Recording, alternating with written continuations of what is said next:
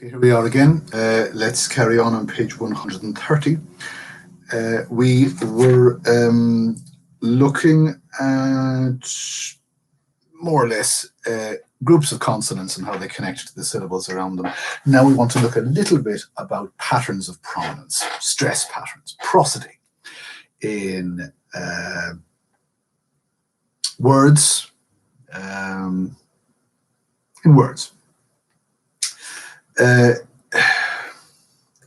Now, not every syllable is pronounced with the same stress.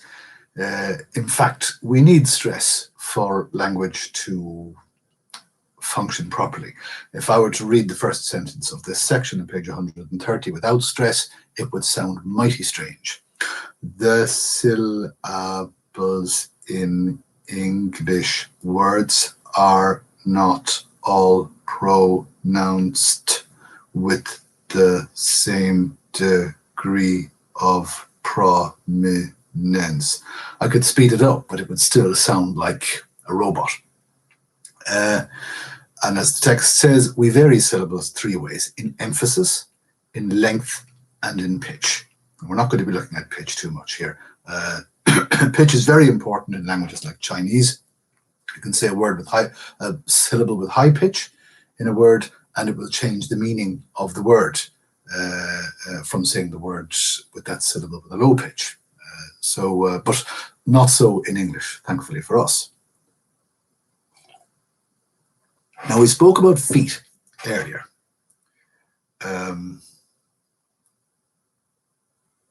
Well, ignore feet for the time being. Some of the observations I'm going to be making in this section are specific to American English. So, for instance, I say the word catamaran, excuse me, with emphasis on the final syllable. You guys, Americans, say catamaran with emphasis on the first syllable. And there are other examples that we're going to be seeing in a few minutes.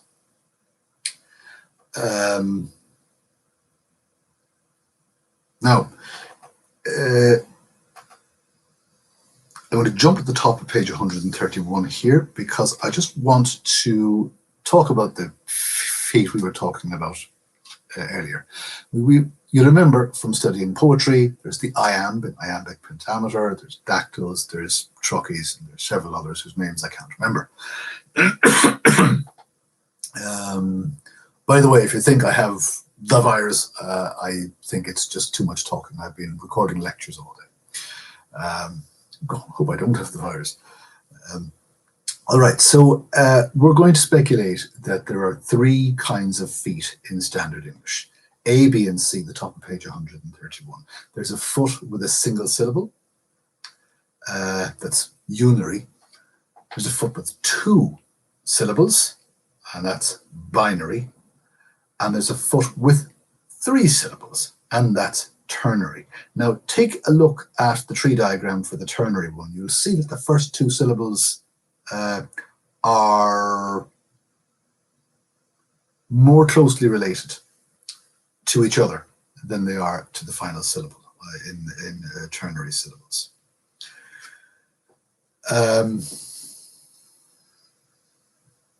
Now, some observations halfway down the page here, page 131. Number one, English words consist of a foot or feet, all English words. Observation number two, tense vowels have an effect on foot structure, and vice versa, by the way. Observation number three, although we expect stressed vowels at in the initial syllable of some English words, we're going to see an exception and try to explain it, where we do find unstressed syllables at the start of English words. And we're going to observe how changing stress patterns change the way syllables are built. That's an interesting observation because, again, it's specific to American English, and I pronounce the words that are provided as examples differently from how you pronounce them. Now, observations at the bottom of page 131 here, relevant, by the way, to the diagrams on page 132. The leftmost branch of a foot is always going to contain a full vowel. Now, what do I mean by full vowel? We've got two kinds of vowels. There's reduced vowels and there are full vowels. Now, full vowel is a clearly identifiable vowel. A, O, E. A reduced vowel is harder to identify because it's got so little stress. Think, for instance, if you accept that there are 3 syllables in the word syllable, if you didn't have the spelling of that word, if you only knew how to pronounce it but couldn't spell it, would you know that that central syllable was an A? Syllable. I don't think so. It's like an let's see, other examples. I had marked off 3 words in this section and I've lost all 3 now. Maybe the word representation. If you didn't know how to spell that word, but you could pronounce it, would you know that the vowel nucleus of the second syllable is an E? Representation. Again, it's just an So that's what we mean by reduced syllables.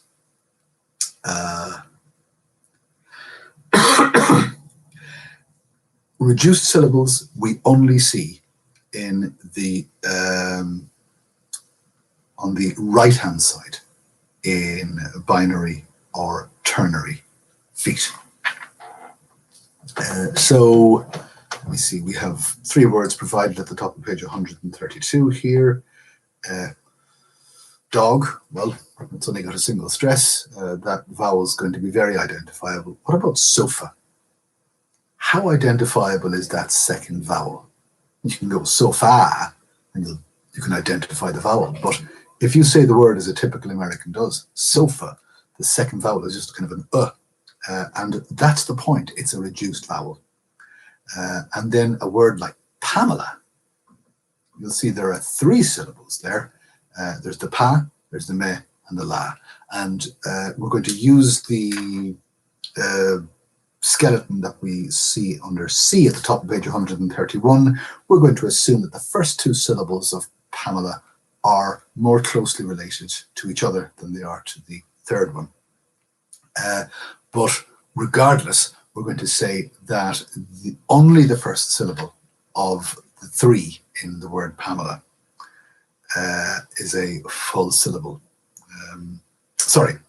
Only the first vowel in the first syllable is a full vowel. The other 2 are reduced vowels. And indeed, you see in the transcription there at the top of page 132 of Pamela, the other 2 syllables are schwas, which is schwas, the reduced vowel. You'll remember schwa from the phonetics chapter.